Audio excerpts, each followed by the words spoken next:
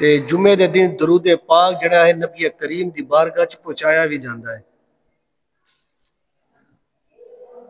حضور اکرم صلی اللہ علیہ وآلہ وسلم دی بارگاہ چ ایک فرشتہ آیا، آ کے عرض کر لگا یا رسول اللہ مینوں اللہ نے طاقت دیتی کہ میں دنیا تے جڑا پانی ہے، سمندر دا پانی ہے، بارش دا پانی ہے، میں دے ہر قطرے قطرے گن سکنا، تعداد گن سکنا، مینوں علم دیتا ہے۔ عرض کیتی یا رسول اللہ دنیا تے جڑے درخت نے وہ دے پتے نے، جنی ہریالی ہے، جننے بھی پتے درخت نے میں سارے گن سکنا۔ یا رسول اللہ اللہ تبارک و تعالیٰ نے مینوں اے طاقتاں عطا کیتیاں کہ میں انہاں دی تعداد گن سکنا وا، انہاں دی گنتی کر سکنا وا، لیکن یا رسول اللہ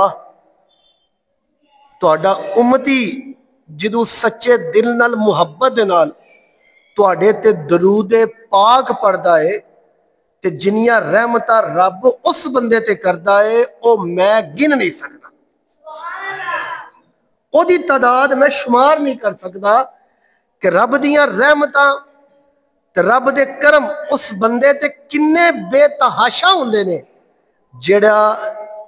تہاڈے تے درود پاک پڑھدا ہے۔ اس وجہ تو درود دی کثرت کرو، درود پاک پڑھیا کرو، بیٹھے ہوو درود پڑھو، اچھا کام کر رہے ہو درود پڑھو،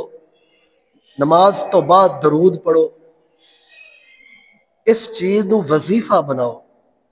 اللہ دا کرم تے فضل ہوندا ہے۔